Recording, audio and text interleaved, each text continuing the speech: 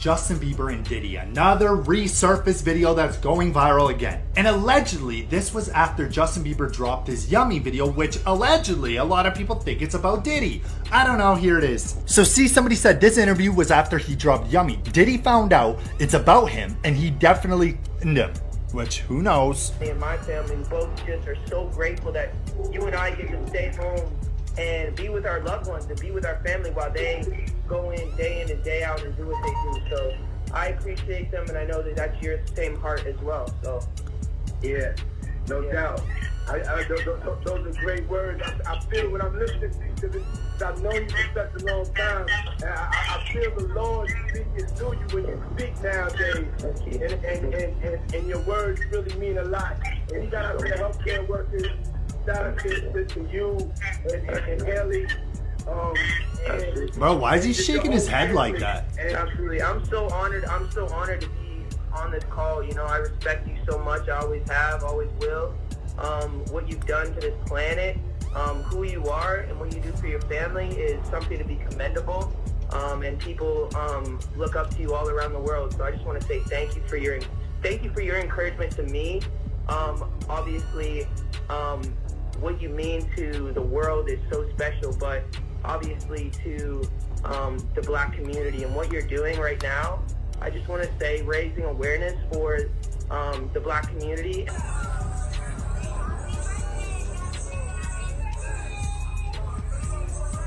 Okay.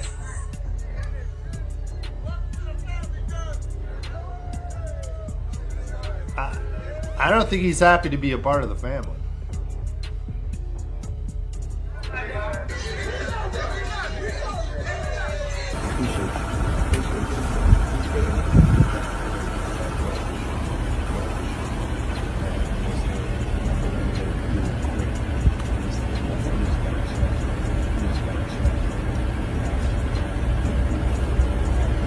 My security and stuff were coming into the room at night to check my pulse. Like, people don't know how serious. Interview 1. Here's the wild part. You won't believe what the Simpsons may have hinted at about Diddy and Justin Bieber. Rumor has it there's some serious, not so flattering gossip surrounding these celebrities, and the long-running yellow cartoon family might have revealed it years ago. Known for eerily predicting real-life events, the Simpsons may have done it again, but this time, it's far darker than guessing the next president. We're talking about shockingly grim Hollywood secrets that could change how you see your favorite stars. Could The Simpsons really be a... I just want to say, I know a lot of people want to hear these stories and everything like that, because this is stuff that happened back in the day. And then maybe that if they knew there was going to ever be a YouTube, or they knew there was going to ever be social media, a lot of the stuff probably wouldn't have got played out like it did. But things happen, and these are just stories from the past. I would like to use that as, what you call that, just to clear the facts up what's going on. But it all started, we was in Atlanta.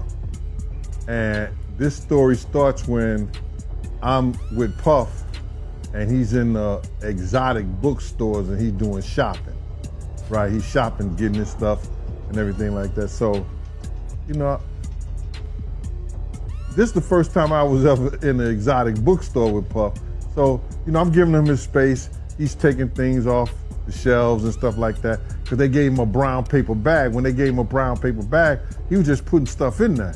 So I said, damn, you know, he got to go put it on the counter and, you know, show everybody what he's getting. So as he's going, I'm just looking at the places where he picking stuff from. So there's one part he picked up some things from up here on my left side, and then he picked like quite a few of them down. I was like, yeah, okay. He put them in the bag. So when I went by there and I looked up there, and it said butt plug, and I was like, hey yo, I was messing with him, because people don't understand. You know, we was like friends. He was a part of the same gang, so I'm still gonna tease him. I'm still gonna mess with him and everything like that. I could do that. It wasn't just no security thing. So I say, yo, what are you getting this for? And it said butt plugs, and he was like, yo, can I do my shopping by myself? I said, yeah, you can do it by yourself, brother. And he started walking and everything like that. When he got I just waited at the counter. When he got to the counter, he didn't even have to show the guy nothing. He just gave the guy a wad of money. I mean, like, he gave the guy a stack something like this. And Puff wasn't the dude that carried no 20s and no 50s and nothing like that. And I mean, like, he just said, boom. And we walked out the store. So we had to leave Atlanta and go to North Carolina for a show. You understand?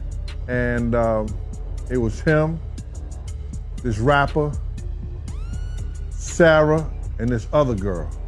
We all got on a G5 jet, and we flew to G4 jet, and we flew to North Carolina. So later on that, I think that afternoon, same day,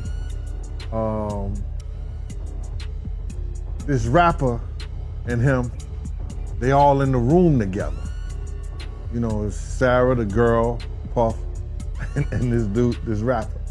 So I'm here at the door and stuff like that, like, yeah, so then next thing you know, somebody rang the doorbell. We had the presidential suite where we was at.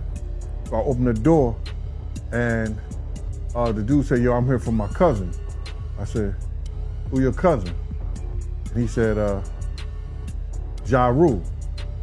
I said, well, he busy right now. He said, he busy doing what? I said, he with Puff, they're in the room, they busy, they don't want to be bothered. He said, well, I'm going in there. I said, bruh, you ain't going in there because he told me they don't want nobody to be bothering them. He was like, yo, I don't care, man, I'm going in there. That bull like that. I said, yo, bruh, Jesus Christ had to come down here and take the air out of my body before you get in that room right there. Watch. He tried to bum rush me. I grabbed it and threw him against the piano. When I threw him into the piano, Puff and Ja Rule runs out the room. Puff got his towel, Ja grabbing his towel, but they butt the naked. And so then Ja was like, yo, what's going on? Yo, Gene, that's my cousin. He know me well, you know, and Puff was like, yo, Gene, what happened? I said, he tried to get in the room. I told him he couldn't get in the room. He was like, Puff looked at Ja. He said, yo, Ja said, you ain't want to go in that room because there's a lot of freaking going on. So I was like, oh, he said it was a lot of freaking going on. So that was basically that story, man. You know what I'm saying? They went back in the room. Dude felt a certain kind of way, and he left out. So I seen them at the concert the next day, and they tried to, you know, form up against me. But my man Frank was like, I told my man Frank, I was like, yo, Frank, put yourself in that position. Somebody trying to get in the room, and Ja told you don't let nobody get in the room. What would you do? Now, y'all can do whatever y'all want to do, man, but you know I ain't taking no losses. Say, yo, you good, and that was it.